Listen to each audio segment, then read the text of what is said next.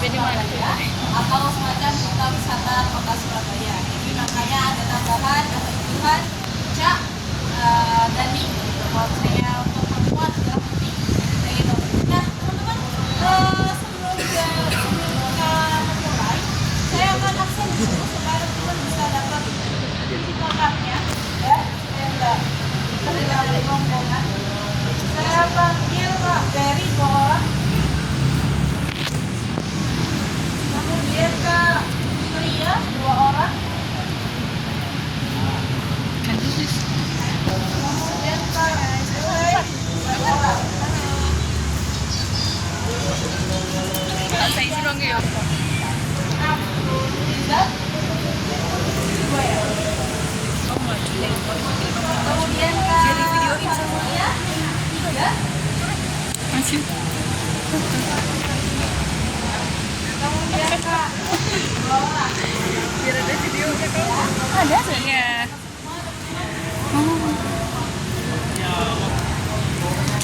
Jadi ini adalah sebagai pengenal teman-teman supaya nanti gampang untuk dikenali gitu ya. Oke, tadi saya sudah perkenalan bahwa saya adalah Kinan atau bisa dilihat dengan Kinan. Nah, dari sini tuh ada yang pertama kali persaingan. Sudah pernah? Sudah pernah, oke. Gimana dapat tiketnya? Buat tiket online gitu ya. Tahunya dari apa? Media sosial? TikTok ya. Oke teman-teman, jadi ini adalah salah satu bentuk cara yang datang ke Surabaya atau bukan ke Surabaya untuk bisa mengenal wisata Surabaya. Gitu. Nah, untuk kesempatan hari ini, rute hari ini adalah ada 2 destinasi, yaitu nantinya yang pertama kita akan Mana kan saya yang udah nak cuma bilang kemudian kita lagi di Surabaya. Yang pertama itu adalah tempat resto. Ya, kemudian restonya ada di belakang sebelah barat sebelah sana yang digunakan sebagai pusat acara hari ini. Kemudian ada juga sebelahnya dansa, kemudian kemudian dan macam sebagainya. Jadi itu adalah untuk hiburan kaum Eropa. Lokasinya juga di persimpangan juga teman-teman. Jadi di sepanjang jalan memang adalah tempat hiburan sampai di sini. Begitu. Nah, sebagai pelayan, jadi sebagai pelayan itu adalah sebenarnya juga ketat yaitu ketika mulai ketika membawa makanan gitu ya, jadi saji dan sebagainya yang seperti tahu bahwa sekarang tuh membawa seperti itu kan. Tapi kalau di sini juga adalah dengan di atas kepala, yaitu untuk menghindari jika air liur takutnya tumpah ke makanan atau jajan. Jadi benar-benar sangat kita mau OTW naik bis. Enggak isi nang dan gak apa-apa.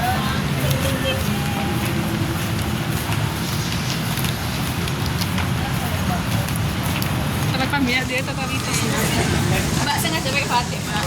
Biar Indonesia sekali. Wes mati lah serit kok. Oke, kita lanjut. Kita lanjut kalau udah naik bis. Oke. Kita naik bis itu. Akhirnya kita mau naik bis. Wajah. Loh, Ada itu apa itu? Bapak ada kebakaran. Ya yang takut nih ya. Silakan bebas. Hai guys, hari ini kita sudah sampai di bis. Mungkin ada beberapa yang nggak ikut entah ada acara atau mungkin ini ya. Tapi tiketnya udah habis. Gitu saya ucapkan kembali selamat datang di Surabaya Sightseeing and City Tour. Boleh tepuk tangannya teman-teman. Ya, ini adalah mungkin ada yang baru pertama kali, ada yang udah kesekian kali tapi beda rute gitu ya. Jadi selamat teman-teman adalah pemenang dari war tiket itu ya, yang biasanya banyak orang yang juga ingin naik bis SSCT gitu. Jadi silahkan nanti teman-teman kalau mau mengabadikan momen boleh banget. Merah aja putih. Yaitu yang berwarna merah. Untuk yang warna kuning masih hanya jalan satu bis aja. Ini dari mana sih? Naiknya dari Taman Prestasi teman-teman. Pesannya di tiket Surabaya juga. Jadi itu sifatnya adalah tentatif. Biasanya akan dibuka di beberapa jam sebelumnya karena melihat dari debit air atau ketinggian air. Kalau misalnya memang tidak cukup untuk menjalankan perahu tidak akan dijalankan. Jadi kalau misalnya, kok ini nggak bisa ya tiketnya, itu mungkin karena memang masih di kota Surabaya. Dan di Surabaya ini sebenarnya juga banyak teman-teman taman-taman yang aktif dikunjungi, sehingga ada dua jenis taman di Surabaya, namanya taman aktif dan taman pasif. Taman aktif itu adalah taman yang bisa dikunjungi atau untuk rekreasi dan lain sebagainya. Hai, kita mau masuk museum. Endel. Oke, silakan dulu dipesan. Menurut toko ini teman-teman sebelumnya di buku sejarah mungkin sedikit ya, tapi lupa siapa beliau atau siapa kan beliau. Jadi beliau ini adalah guru bangsa karena beliau juga di sinilah Guys, apa ya?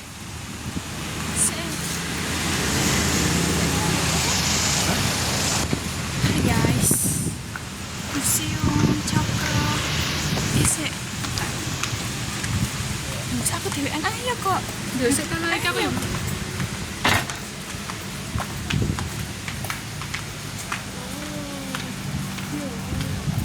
Panas guys. Kita butuh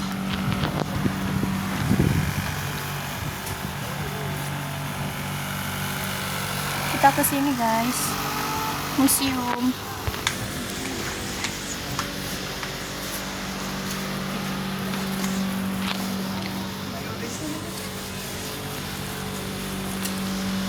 Ya ada AC-nya museumnya. Oleh kotak-kotak. Oleh kotak, maaf.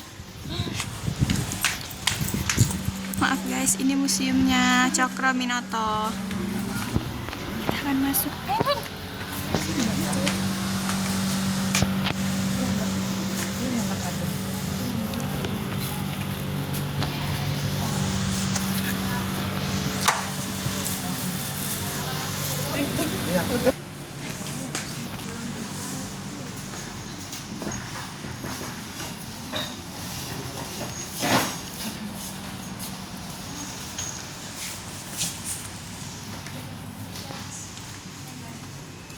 Mbak Farah.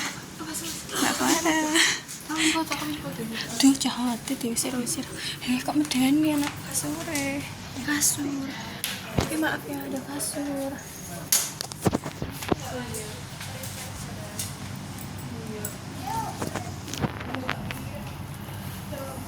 Oke teman-teman, kita sudah sampai di Museum Cokro Aminoto dan teman-teman nanti akan dibantu oleh lokal guide dari museum ini, ada Mbak Bening ya. Oke, silakan Mbak Bening. Selamat siang teman-teman, kakak semua. Sebelumnya perkenalkan nama saya di sini saya akan menemani berkeliling di rumahnya Pak Hos Cokro Aminoto. Oke, sebelumnya mungkin kalian bisa dilihat di sini, kita kenalan dulu sama Pak Cokro. Pak Cokro sendiri dulunya lahir di Madiun pada 16 Agustus 1882. Nah, Pak Cokro ini merupakan seorang ningrat karena ayahnya itu seorang wedana di Madiun dan ibunya itu asalnya dari Ponorogo. Nah, beliau ini keturunan ningrat, maka dari itu Pak Cokro bisa sekolah di Osvia. Osvia sendiri itu output dari sekolahnya lagi itu sama rakyat dan beliau nggak cocok dengan itu, maka dari itu beliau memberontak dan akhirnya beliau keluar dari rumahnya dan pindah ke Surabaya, tepatnya di rumah ini. Nah, rumah ini sendiri tuh dulu gambarnya seperti ini, bentuknya lebih besar dari museumnya sendiri. Nah, pada saat itu Pak Cokro itu membeli dari didirikan dengan tujuan agar masyarakat pribumi itu bisa bersaing dengan warga asing yang ada di Hindia Belanda pada saat itu.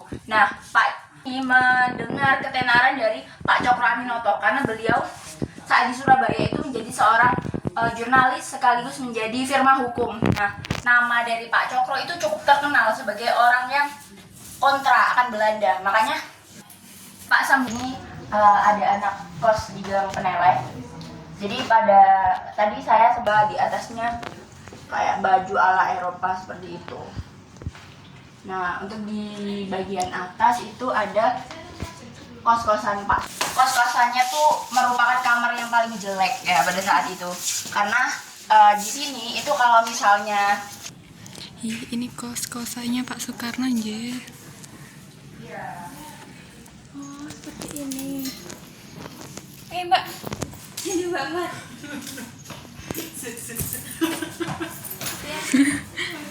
Oh, kos-kosannya langsung kayak yang lurusan gini ya, nggak ada kayak sekat-sekat gitu loh. Oh, ini Pak Soekarno tinggalnya di sini. Kos-kosan jadul, guys. Ini berarti kasurnya ini kasurnya. Pak Cokro itu pernah dituduh menjadi dalang dari Afdelin B. Afdelin B itu kayak pemberontakan yang mana itu dilakukan oleh orang-orang di dalam Syarikat Islam sendiri, istrinya. Dan di tahun 1921 istri Pak Cokro itu meninggal dunia. Nah, setelah kepergian dari istrinya, Bu Suharsikin, rumah ini tuh rasanya tuh sangat sepi gitu. Sehingga Pak Cokro sendiri tuh sering sakit-sakitan. Ini kamarnya. Nah, ruang tamu ini merupakan bagian yang terpenting dari rumah ini. Karena di sini Pak Cokro punya tamu-tamu itu banyak pemikir-pemikir bangsa. Maka dari itu Pak Cokro sendiri disebut sebagai guru bangsa. Nah, biasanya diskusinya tuh di sini. Untuk Pak Soekarno kan sekolah di HBS. Kalau beliau pulang habis Guys, kita sudah dari Cokro apa tadi? Cokro ini loh guys, gak tahu baca noto ini. Kita OTW ke bis. Lin, cepetan Lin, ditinggalin.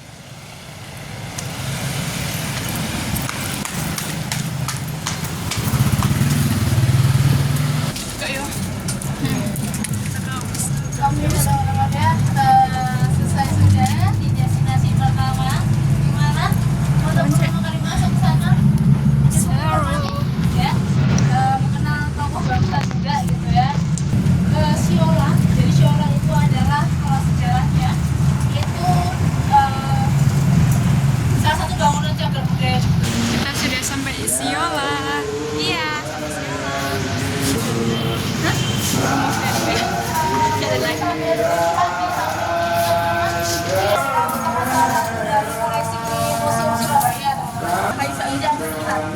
Iya.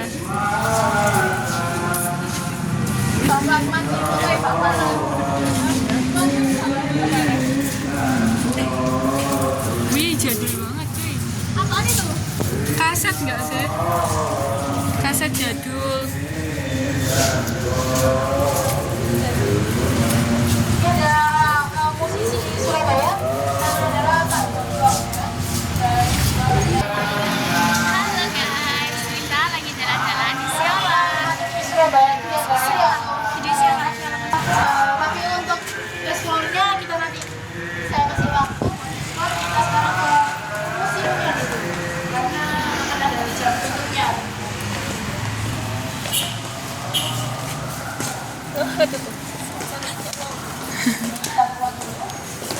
Wow, cute.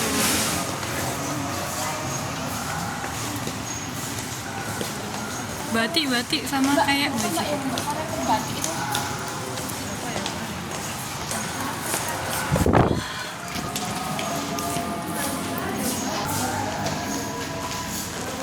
Oh, tembus gini.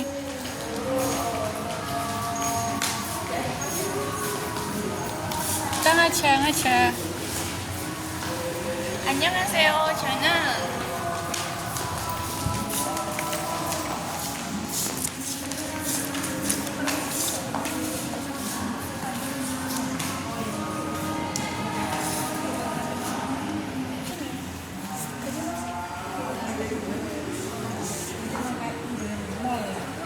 museum baru atau baru direvitalisasi. Sebenarnya kalau museum-museumnya sudah ada mulai tahun 2000.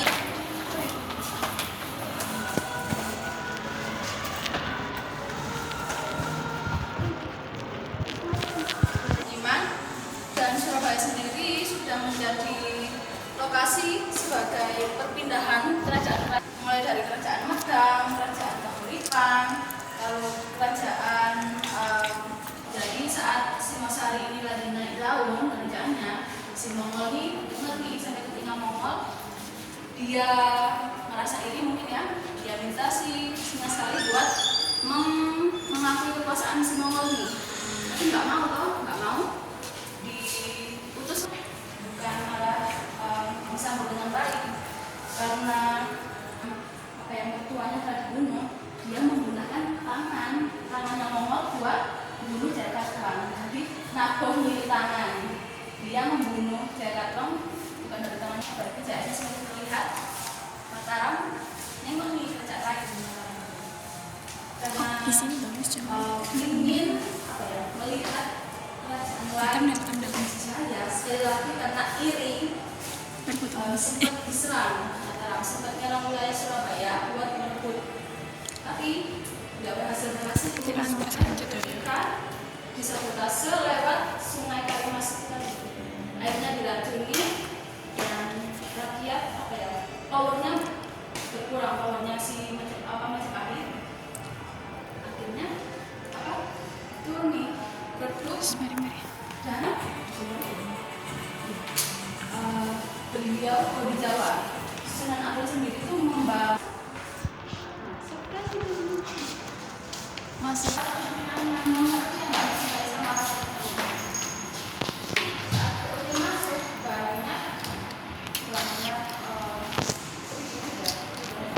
yang menjabat sebagai Mataram II. Tapi dengan jabatan Mataram II, dia nggak punya power sekuat ayahnya dulu. Jadi justru dia minta tolong VOC II.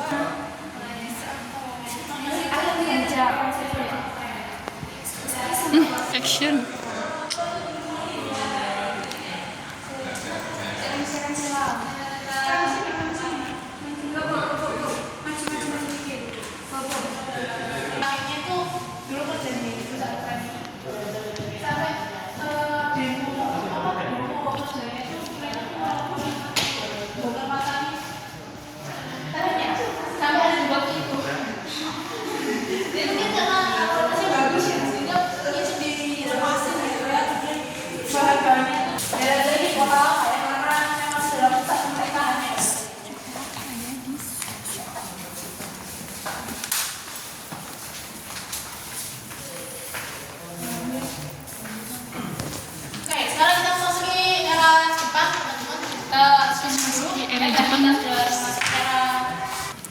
Transportasi umum.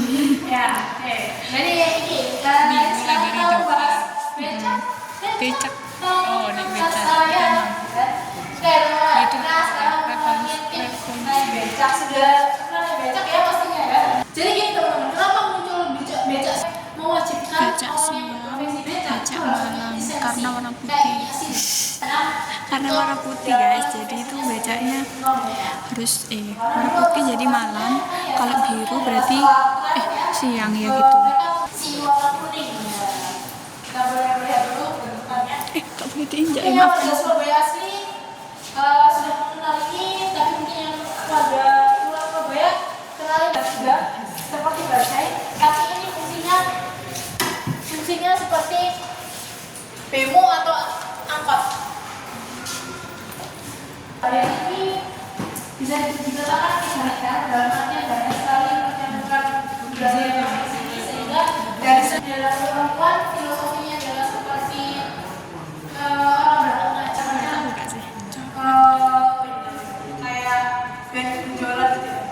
Itu punya filosofinya. Kayak kelas Gultik. Sate.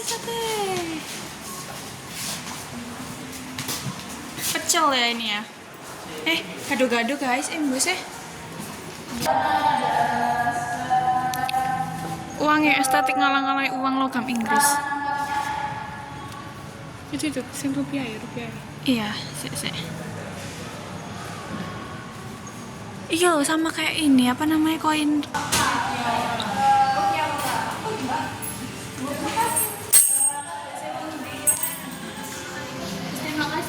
Sudah.